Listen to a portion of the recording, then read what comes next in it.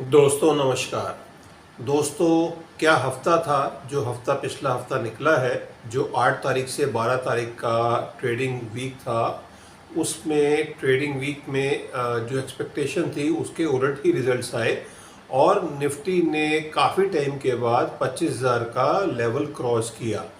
और ये अब क्लियर लेवल क्रॉस है। अभी की तारीख में तो 25,114 पे निफ्टी क्लोज दिया है और बैंक निफ्टी में भी ऊपर का ट्रेंड रहा है पूरे हफ्ते के दौरान और 54,809 का फिगर दिया है।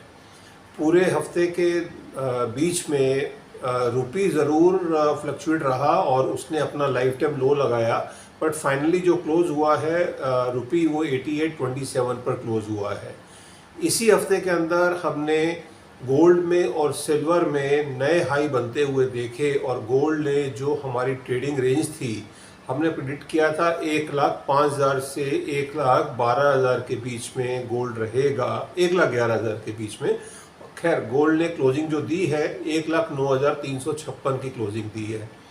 सिल्वर में हमने ट्रेडिंग रेंज बताई थी 1,20,000 से 1,30,000 के बीच में सिल्वर रहेगी और सिल्वर ने बिल्कुल टॉप पे जाकर क्लोजिंग फिगर दी है 1,28,840 की। 1,29,000 की फिगर को टच करके ये सिल्वर थोड़ा सा नीचे आई है क्लोजिंग आवर में। और जो हमारी प्रिडिक्शन थी सिल्वर के ऊपर एक्सक्लूसिव वीडियो था, उसमें हमने बताया था कि 20 अगस्त से सिल्वर में एक बुल रन शुरू होगा और वो बुल रन 15 सितंबर तक तो बिल्कुल रहेगा। और उसी के दौरान आपने देखा कि 1,10,000 से सिल्वर जो चली है वो 1,29,000 का हाई टच करके आई। तो जिन्होंने सिल्वर में इन्वेस्ट किया उन्होंने खैर भरपूर प्रॉफिट कमाया। मेरे को कई लोगों ने वीडियो के कमेंट्स डाले हैं और पर्सनल नंबर के ऊपर भी उनके कमेंट्स आए हैं और वो सिल्वर में आगे जानने को इच्छुक है। तो हम जानेंगे आज के एपिसोड में कि सिल्वर में आगे क्या स्ट्रेटजी रखनी चाहिए। और गोल्ड में जो बुल रन अभी शुरू हुआ है, जो जिसको हमने प्रेडिक्ट किया था कि इस महीने से बुल रन शुरू हुआ है और उसके ऊपर हमने एक अलग से एक्सक्लूसिव वीडियो भी बनाया था गोल्ड में कि 13 अगस्त के बाद जिस तरह से बृहस्पति पुनर्वसु नक्षत्र में आए हैं और वो जून 2026 तक पुनर्वसु नक्षत्र में ही रहने वाले हैं, जिससे गोल्ड में बराबर तेजी रहेगी और नीचे का डाउनसाइड नहीं दिखता है। और उसी अनुरूप आप देख पा रहे हैं 1,03,000 या 1,04,000 से जो 1 तारीख को गोल्ड का स्टार्ट हुआ था, वो गोल्ड ने जो क्लोजिंग दी है 1,09,356 की क्लोजिंग दी है। अभी पिछले हफ्ते ज़रूर गोल्ड उतना नहीं भागा जितनी सिल्वर भाग ली है, बट ओवरऑल इसमें भी पॉजिटिव ट्रेंड ही है। 1,600 रुपये की प्लस की ग्रोथ दी है गोल्ड ने और सिल्वर ने करीबन 4,000 की ग्रोथ दी है पूरे हफ्ते के अंदर वैल्यू टर्म्स में। क्रूड में हमने बताया था रेंज में ही रहेगा और उसी रेंज में रहा है। 5400 से 5800 हमने बात की थी, 5530 पे क्रूड ने क्लोजिंग दी है लास्ट। अब अगले हफ्ते क्या चेंजेस आएंगे उस पर हम जा रहे हैं, बट इस हफ्ते के अंदर हमें जो बैंक निफ्टी और निफ्टी के ऊपर डेंट दिखता था वो डेंट नहीं आया और वो जियोपॉलिटिकल एंगल के ऊपर ही डेंट आकर रह गया। जिस तरह से आपने देखा 3 देशों में सरकार बदल गई और काफ़ी उथल पुथल हुई दुनिया में, काफ़ी लोग की कैजुअलिटीज़ भी हुई दंगों में, रॉयट्स में, जिसमें सबसे पहले तो जापान में, बट जापान में तो क्वाइटली सत्ता परिवर्तन हुआ है। 7 तारीख को उनके पीएम ने रिज़ाइन किया, 8 तारीख को फ्रांस के पीएम ने रिज़ाइन किया, वहाँ पर रॉयट्स जरूर हुए। बट सबसे अलार्मिंग सिचुएशन नेपाल में रही, जहाँ 9 तारीख को जेनजी जनरेशन जेड ने जो उत्पात मचाया और उसमें करीबन 40 लोग अभी तक रिपोर्टेड है जो डेथ हो चुकी है जिनकी। खैर, अभी ये शांति टाइमिंग के लिए है, परमानेंट शांति नहीं है जो हमें ग्रहीय परिवर्तन बता रहे हैं। तो ये सब लूनर एक्लिप्स का इफेक्ट है जिसको आप आते हुए देख पा रहे हैं। इसके अलावा हमारी कंट्री में भी मंगल की दशा महादशा शुरू हो गई है 10 तारीख से। इसके भी नेगेटिव इम्पैक्ट आने वाले समय में हम देखेंगे और हम पाएंगे कि किस तरह से हमारे कंट्री में भी जो खासकर ईस्टर्न फ्लैंक है, ईस्टर्न बॉर्डर है, वहाँ पर अशांति बढ़ते हुए देख पा रहे हैं। तो ये जियोपॉलिटिकल पॉइंट ऑफ व्यू से है। इसके अलावा हमने चार्ली किर्क जो जिन सोशल एक्टिविस्ट हैं यूएसए में, उनका मर्डर हुआ 10 तारीख को, ये भी हमने इस पीरियड में होते हुए देखा। इसके अलावा हमने देखा कि एक बड़ा अर्थक्वेक आया है 7.4 रिक्टर स्केल का रशिया में 13 तारीख को अर्ली मॉर्निंग, सुबह इंडियन टाइम में 8 बजे। तो नीचे जियोपॉलिटिकल चेंजेस तो हो ही रहे हैं, जियोग्राफी में भी काफ़ी चेंजेस हो रहे हैं। इसके अलावा एक और अलार्मिंग चेंज हुआ है जो सदियों में दिखता है या हो रहा है, जिसकी स्टार्ट है रादर, वो ये है कि आप देख पा रहे होंगे हमारे कंट्री में इस बार क्लाउड बर्स्ट की काफ़ी घटनाएं हुई हैं। जो क्लाउड बर्स्ट हुए हैं वो उसमें एक नया फिनोमेना निकल कर आया है कि जो क्लाउड्स हैं फर्स्ट टाइम हिमालय को पार करके वो तिब्बत की तरफ गए हैं, मानसून क्लाउड्स। तो ये मानसून करंट्स कुछ नया इशारा कर रहे हैं कि किस तरह से अब क्या तिब्बत जो ड्राई प्लेटू था वहाँ पर क्या बारिश हो सकेगी, उससे इकोलॉजिकल इम्बैलेंस भी होगा आने वाले समय में। इसको हम अलग से एक एपिसोड में बात करेंगे, बट अभी हम आज बात कर रहे हैं वीकली एपिसोड में जो एसेट क्लास है वो किस तरह से मूव करने वाली हैं अगले हफ्ते में। तो आप बने रहें हमारे साथ और जानिए इस हफ्ते के अंदर जो प्लैनेटरी मूवमेंट काफ़ी चेंज हो रहे हैं और निफ्टी क्या इस हफ्ते और ब्रेकआउट देगा जो पिछले 15 दिनों से ऊपर की तरफ ही चल रहा है, और बैंक निफ्टी भी, तो उसमें आगे क्या सिम्टम दिख रहे हैं। आप बने रहें हमारे साथ आज के एपिसोड में।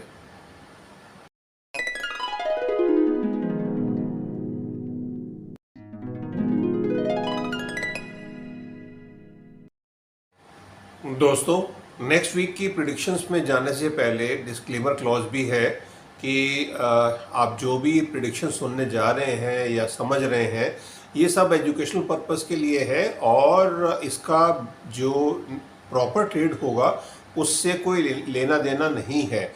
इसको आप एज अ नॉलेज के लिए लेके चलें, और इस ट्रेड को अगर आप जब अप्लाई करते हैं इन प्रेडिक्शंस को, तो उससे अगर आपको कुछ प्रॉफिट होता है या लॉस होता है तो वो आपका रहेगा, उसका मेरा या मेरे चलन का कोई भी लेना देना नहीं है।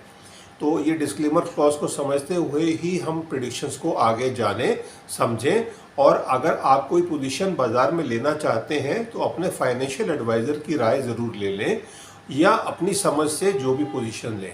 तो ये मेरा मशवरा है, और आइए जानते हैं अब निफ्टी और बैंक निफ्टी में क्या रणनीति होनी चाहिए इस हफ्ते के लिए। ये मेरी अपनी पर्सनल राय है, तो जिसको आप चाहें तो समझ सकते हैं और अपने ट्रेड में सम्मिलित कर सकते हैं।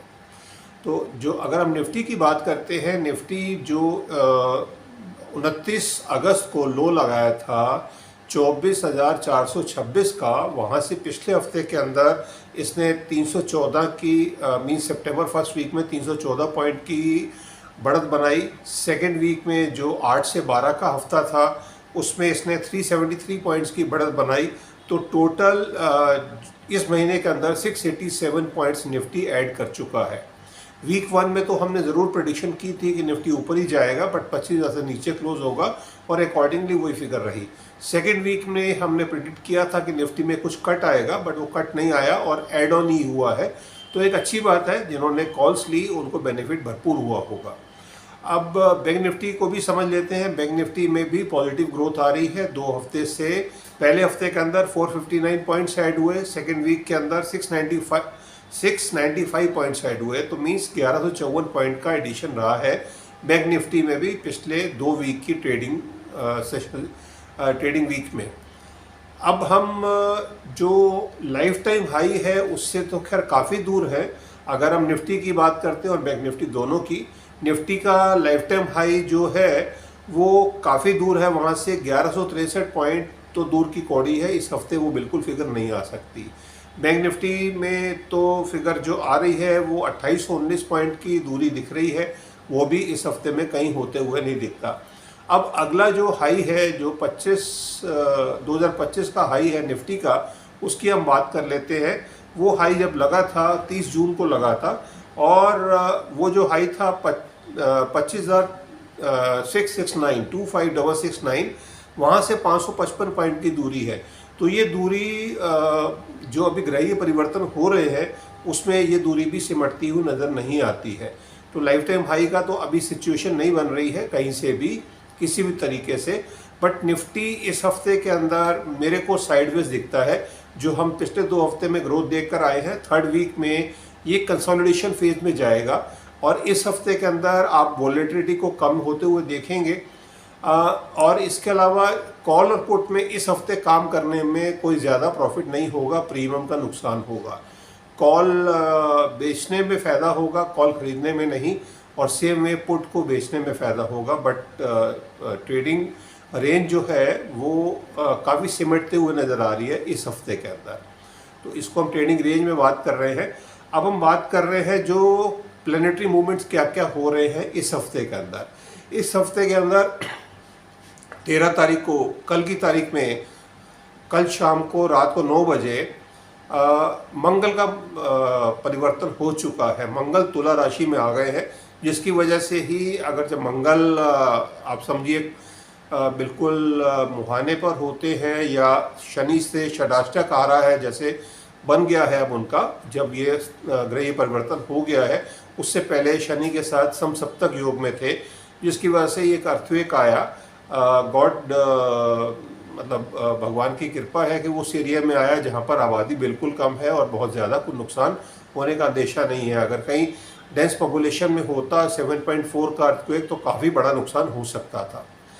तो ये अर्थक्वेक का सिम्टम है। बट मंगल के इस ग्रह परिवर्तन से गोल्ड पे इफेक्ट पॉजिटिव होगा और जो वॉर है वो भड़कते हुए दिखती है। खासकर मिडिल ईस्ट में हमें कुछ बड़ा बवाल होते हुए दिखता है और टर्की भी उसमें इन्वॉल्व होते हुए दिखता है। खैर इसराइल का तो रोल है ही है। इसराइल और टर्की का कन्फ्रंटेशन या ईरान का भी कन्फ्रंटेशन आने वाले समय में दिखता है।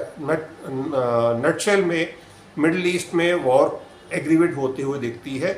सेम वे रशिया और अब नेटो की बात ही हम करेंगे। रशिया और नेटो में भी कुछ कन्फ्लिक्ट बढ़ते हुए दिखता है, टेंस मूवमेंट दिखती है।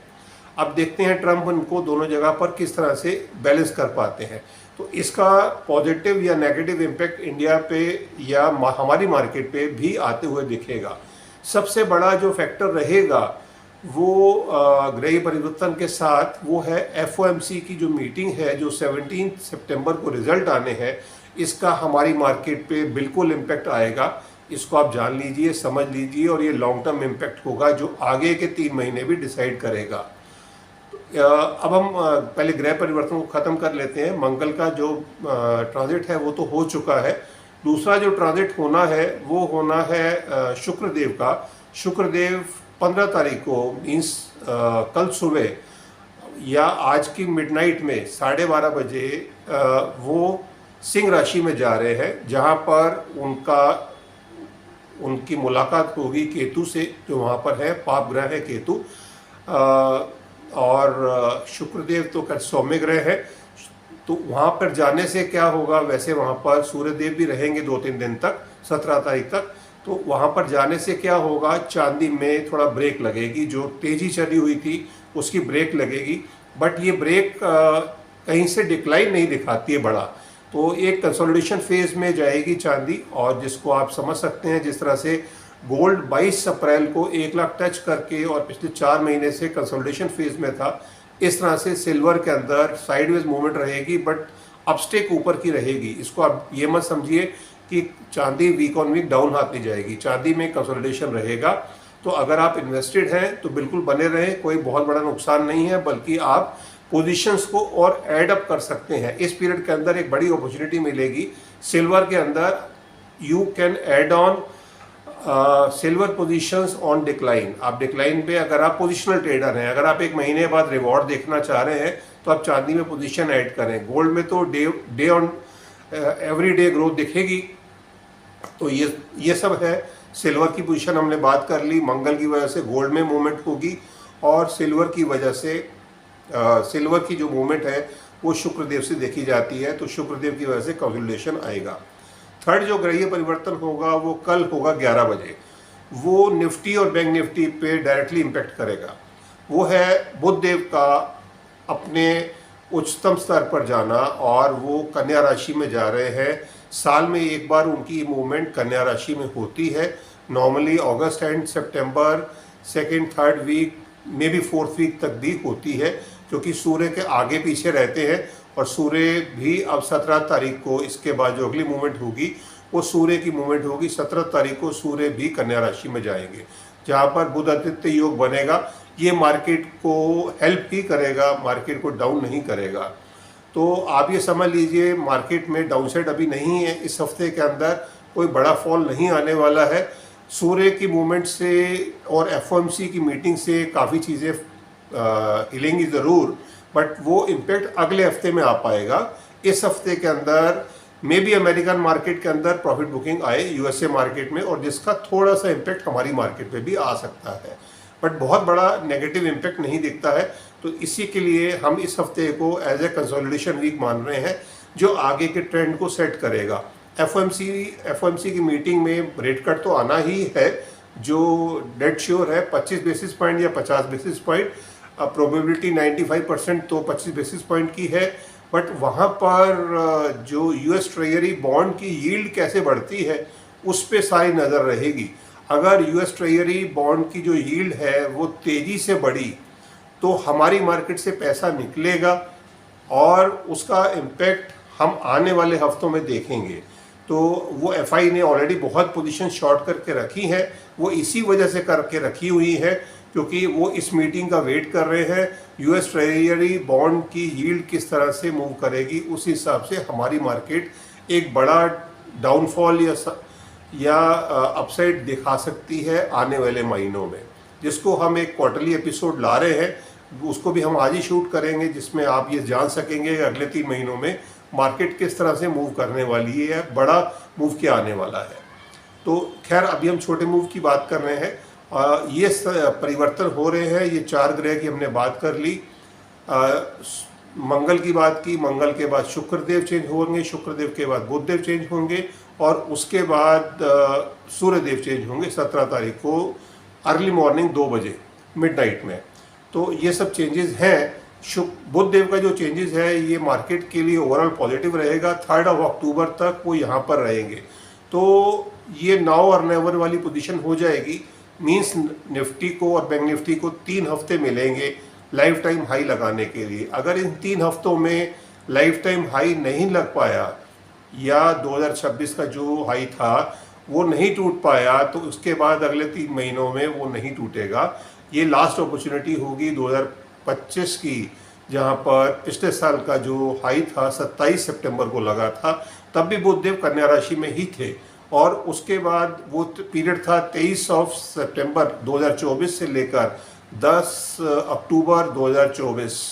इस पीरियड के अंदर लाइफ टाइम हाई लगा, और वहीं से मार्केट 4 साल के हाई मारते हुए डिक्लाइन पे आई थी, और 5 महीने तक डिक्लाइन रहा था।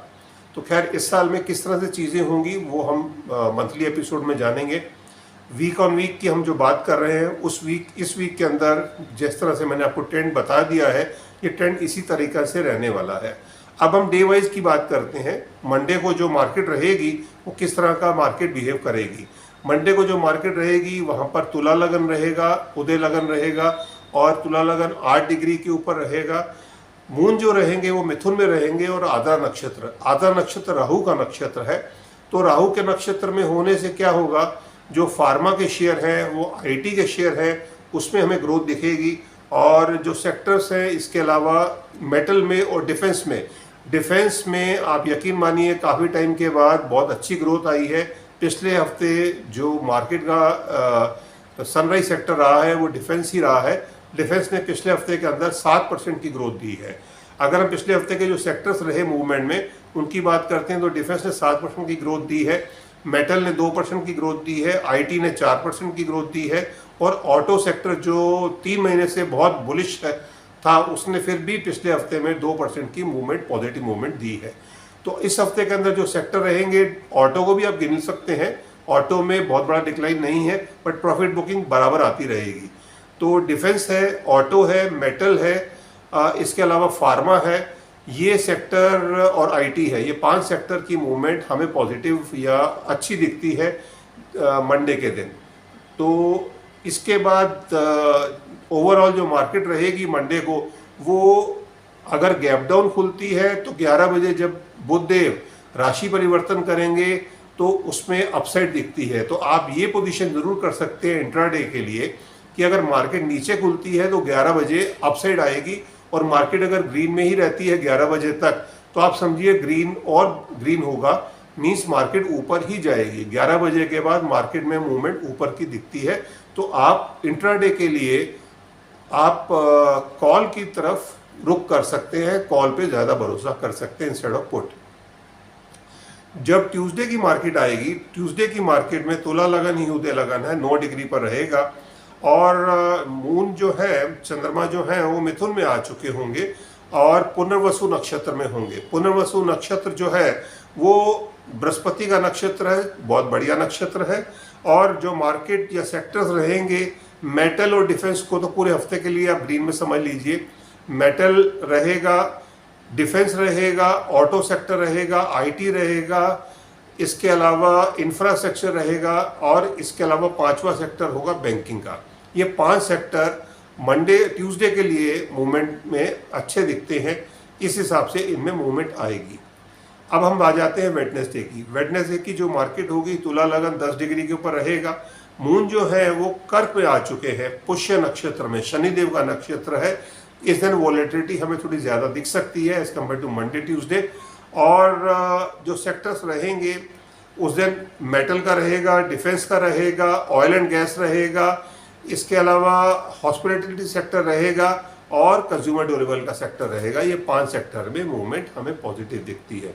तो मेटल और डिफेंस को हम तीनों दिन लेके चल रहे हैं, मंडे भी, ट्यूसडे भी, वेडनेसडे भी। इसको आप समझ सकते हैं। अब थर्सडे की मार्केट को लेते हैं। थर्सडे की जो मार्केट रहेगी, तुला लगन 11 डिग्री के ऊपर है। मून जो है कर्क में ही है, बट वो अश्लेषा नक्षत्र में आ गए हैं। अश्लेषा नक्षत्र मरकरी का नक्षत्र है। तो जो सेक्टर्स उस दिन रहेंगे वो बैंकिंग के रहेंगे, एनबीएफसी का सेक्टर रहेगा, इसके अलावा फार्मा का सेक्टर रहेगा, आईटी का सेक्टर रहेगा, और एफएमसीजी का सेक्टर रहेगा। ये 5 सेक्टर की मूवमेंट आते हुए दिखती है थर्सडे के दिन। अब लास्ट डे जो सेशन रहेगा, फ्राइडे का सेशन रहेगा। फ्राइडे को तुला लगन ही उदय लगन है, 12 डिग्री के ऊपर रहेगा, और मून जो है वो लियो में आ गए हैं। लियो में अब उनका सामना या उनका साथ बनेगा शुक्रदेव के साथ, और शुक्रदेव के साथ और केतु के साथ। तो एक तरह से चंद्रमा को ग्रहण हो गया, केतु है वहाँ पर। तो और नक्षत्र भी रहेगा, तो केतु का नक्षत्र रहेगा मगा नक्षत्र। तो केतु का प्रभाव काफ़ी रहेगा इस दिन मार्केट में। तो जो शेयर रहेंगे, जो सेक्टर्स रहेंगे, वो रहेंगे डिफेंस के, मेटल के, इंफ्रा के और कंज्यूमर ड्यूरेबल के। ये 4 सेक्टर मुझे दिखते हैं जो लास्ट डे होगा फ्राइडे के दिन। ज़्यादा सेक्टर नहीं हम कर रहे हैं बिकॉज मामला थोड़ा सा नेगेटिव दिखता है इस दिन, क्योंकि मार्केट मुझे रेड में दिखती है और मंडे के दिन हमें ग्रीन में दिखती है। बाकी 3 दिन में मार्केट में कहीं पर भी ग्रीन या रेड में पोजीशन हो सकती है। तो मार्केट में साइडवेज मूवमेंट ज़्यादा दिखती है इस हफ्ते के अंदर, और मेरे को जो लगता है 200 पॉइंट के अंदर ही निफ्टी की ग्रोथ सिमटनी चाहिए, या हो सकता है उससे भी कम पे फिगर रहे। 100 पॉइंट के दायरे में भी मार्केट जा सकती है पूरे हफ्ते के अंदर। कंसोलिडेशन फेज में निफ्टी रह सकता है, बट निफ्टी का अपटिक ऊपर का ही ज़्यादा दिखता है, निफ्टी में डाउनसाइड नहीं आते दिखता है इस हफ्ते के अंदर। और बैंक निफ्टी में भी अगर हम बात करते हैं, बैंक निफ्टी में हो सकता है नेगेटिव पोजीशन रहे और बैंक निफ्टी बहुत बड़ी फिगर अपसाइड ना दे पाए। तो ओवरऑल दोनों मार्केट में कंसोलिडेशन ही फिगर दिखती है। सारा कुछ दारोमदार रहेगा पूरे हफ्ते के अंदर। रुपये की मूवमेंट कैसे है, रुपये किस तरह से जा रहा है। अगर रुपये ने 90 का फिगर पकड़ लिया, 89 का, क्योंकि रुपये को हम जो प्रेडिक्ट कर रहे हैं वो हम प्रेडिक्ट कर रहे हैं पूरे हफ्ते के अंदर सेम फिगर ले रहे हैं 88.50 टू 89।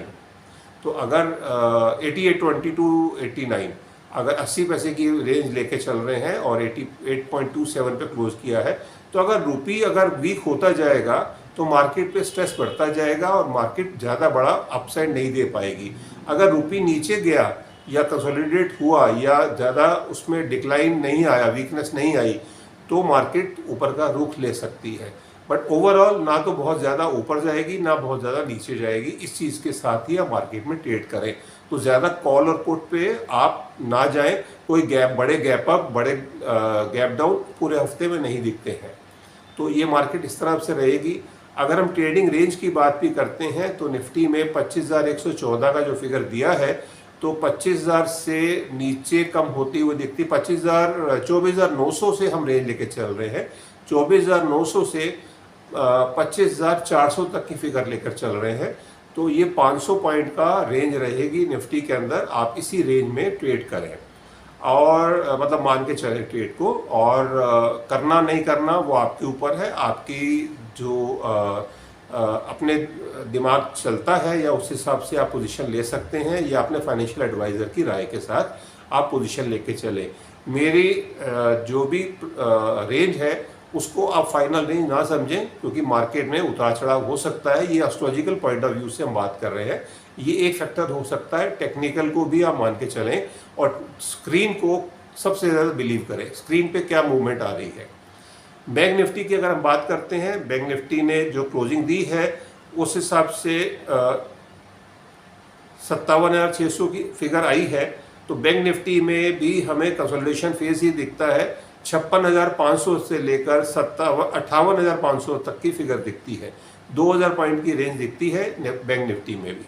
रुपी में हमने बात कर ही ली है कि रुपी में हमने बात की है कि अगर जो 8820 से 89 तक की फिगर दिखती है, और उसी के हिसाब से निफ्टी और बैंक निफ्टी की पल्स चलेगी पूरे हफ्ते के अंदर।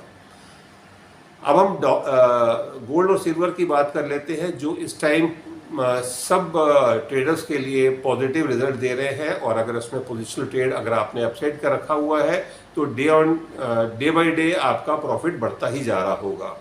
तो गोल्ड की अगर हम रेंज लेते हैं, गोल्ड में हमें बड़ी बुल रन आते हुए दिख रही है।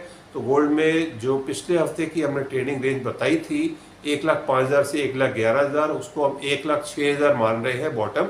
1,06,000 से 1,12,000 तक का, 1,09,000 का करीबन क्लोज दिया है। तो 1,12,000 की अपसाइड दिखती है। 3,000 प्लस पॉइंट 3,000 का इसमें अपसाइड दिखता है, बट नीचे 1,00,000 फिर भी हम 1,06,000 ले रहे हैं। किसी वजह से अगर कोई प्रॉफिट बुकिंग आती है तो वहां तक जा सकता है। सिल्वर की बात, सिल्वर की ट्रेडिंग रेंज वही रखेंगे अब, क्योंकि सिल्वर में कंसोलिडेशन रहेगा, साइडवेज मूवमेंट रहेगी।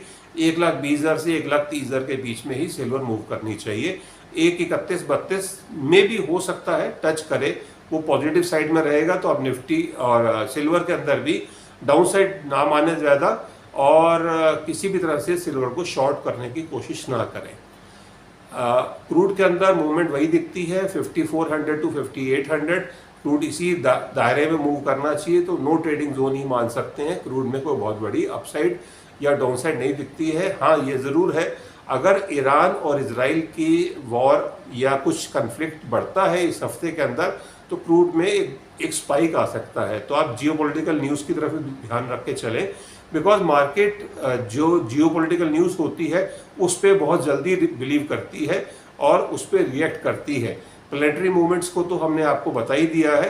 प्लैनेटरी मूवमेंट इस तरह से रहेंगी बाजार के लिए 5 दिन के लिए। अब जो ओवरऑल रेंज है वो भी हमने डिस्कस कर ली है। आई विश कि ये हफ्ता आप सब लोगों के लिए एक अच्छा हफ्ता गिना जाए, बट इस हफ्ते के अंदर आप FOMC की जो मीटिंग होगी 17th की, मीन्स हमारी मार्केट 18th और 19th को उस पर रिएक्ट करेगी। 19th का तो मैंने नेगेटिव बोल ही दिया है आपको कि मार्केट में मंदा रहेगा अगले फ्राइडे में, और मंडे को मार्केट ग्रीन में ही दिखती है। बीच के 3 दिन मार्केट में किस तरह से भी मूवमेंट हो सकती है। कंसोलिडेशन फेज में ही ज़्यादा मूवमेंट रहनी चाहिए। 50 से 100 पॉइंट अपसाइड या डाउन साइड तीनों दिन हो सकता है बाजार।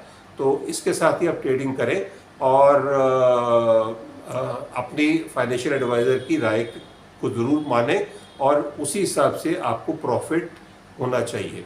तो इसके साथ ही मैं अपनी वाणी को विराम देता हूँ। बाकी ये नंबर जो स्क्रीन के ऊपर आ रहा है, इस नंबर पर कोई जो नए सब्सक्राइबर आए हैं या फर्स्ट टाइम आप विजिटर हैं, तो आप इस नंबर पर एक बार अपनी बर्थ डिटेल भेजकर 1 टाइम फ्री कंसल्टेशन ले सकते हैं, समझ सकते हैं कि आपके लिए कौन से सेक्टर्स अच्छे रहेंगे, किस सेक्टर्स में पैसा लगाना आप लोगों के लिए फ़ायदेमंद रहने वाला है। ये फ्री एडवाइस रहेगी एक 1 टाइम के लिए, और उसके बाद अगर आपको एडवाइस अच्छी लगती है या आप हैंड होल्डिंग चाहते हैं तो आप पेड एडवाइस भी ले सकते हैं हमसे। डेली बेसिस के ऊपर भी शेयर ट्रेडिंग में या कमोडिटी ट्रेडिंग में किस तरह से ट्रेड किया जाए, क्योंकि हमारे पास जो क्लाइंट्स हैं वो आप समझिए ऐसे भी क्लाइंट हैं जो स्टूडेंट्स हैं और 10 से 20 हज़ार की इन्वेस्टमेंट के साथ उन्होंने हमारे साथ ज्वाइन किया है, और ऐसे भी लोग हैं जो 10 CR तक की इन्वेस्टमेंट कर रहे हैं। प्रॉफिटेबिलिटी भी उसी हिसाब से आपको आएगी। मेरे कुछ क्लाइंट ऐसे हैं जिन्होंने 8 लाख रुपए इस हफ्ते में ही प्रॉफिट कमाया है। तो ये सब आपके स्टार्स के साथ है और हमारी गाइडेंस है। हमारी गाइडेंस आपको रहेगी और आपकी स्टार्स की ब्लेसिंग कैसी है उस हिसाब से आपकी प्रॉफिटेबिलिटी बढ़ती जाएगी। तो सही डायरेक्शन में अगर काम करेंगे तो आपका प्रॉफिट बहुत भरपूर होगा, और आप गलत डायरेक्शन में जाएंगे तो आपको प्रॉफिट नहीं होगा और आप लॉस मेकिंग प्रोपोजिशन लेकर आएंगे मार्केट से बाहर, तो आपको हमेशा मंदा ही मिलेगा, आपको लॉस ही मिलेगा। तो ये पोजीशन को ध्यान में रखते हुए ही आप ट्रेड करें। हमारी बेस्ट विशेष है आपको भरपूर प्रॉफिट आए। इसके अलावा जो बुधदेव का जो चेंज हुआ है या होने वाला है 15 तारीख को कल 11 बजे, ये कन्या राशि और मिथुन राशि या मिथुन लगन और कन्या लगन के लिए बहुत बड़ा अच्छा पीरियड होने वाला है। ये 18 दिन का पीरियड रहेगा। 15 सितंबर से लेकर 3 अक्टूबर तक ये इस साल का बेस्ट पीरियड होगा, 18 दिन। तो इस पीरियड का भरपूर लाभ उठाएं जो कन्या लगन वाले हैं या मिथुन लगन वाले हैं, क्योंकि बुध आपकी राशि के स्वामी है। तो कन्या राशि, बुध राशि, कन्या राशि और मिथुन राशि या कन्या लगन या मिथुन लगन, ये जो भी इनके प्लेनेट के साथ जिनकी भी राशि पड़ती है उनको भरपूर प्रॉफिट हो सकता है। इसके अलावा वृषभ या तुला, उनके लिए भी प्रॉफिटेबिलिटी बिल्कुल बनती है, बिकॉज वो शुक्रदेव से रूल्ड है और शुक्रदेव बुधदेव के अति मित्रता है दोनों के। इसके अलावा कुंभ और मकर के लिए भी बेनिफिट है, बिकॉज ये एक ही ग्रुपिंग में आते हैं। ये जो प्लेनेट हैं बुधदेव, शुक्रदेव और शनिदेव। तो जो दूसरी राइवल पार्टी है वो है मंगलदेव, चंद्रमा, सूर्यदेव और बृहस्पति, वो अलग पार्टी में होते हैं, और राहु केतु जिस घर में होते हैं उसी हिसाब से पोजीशन चेंज करते हैं। तो इस तरह से ग्रहों का जो है वो समीकरण बनता है। तो खैर ये हमने बात की, और किसी को अगर कुछ समझना है कि मेरी कुंडली किस तरह से बात कर रही है या बता रही है, उसके लिए नंबर स्क्रीन पर आ ही रहा है। तो इस नंबर पर आप फ़ोन करके पहले तो आप डिटेल भेजेंगे, सब भेजेंगे, हम आप पे कैलकुलेशन करके आपको समय देंगे, उस समय पर आप कॉल करके अपने बारे में जान सकते हैं। याद रखिए पहली बार के लिए फ्री ऑफ कॉस्ट एडवाइस है और उसके बाद चार्जेस होंगे। तो ये कहते हुए हम अपनी वाणी को विराम देते हैं। धन्यवाद। भारत माता की जय। जय हिंद।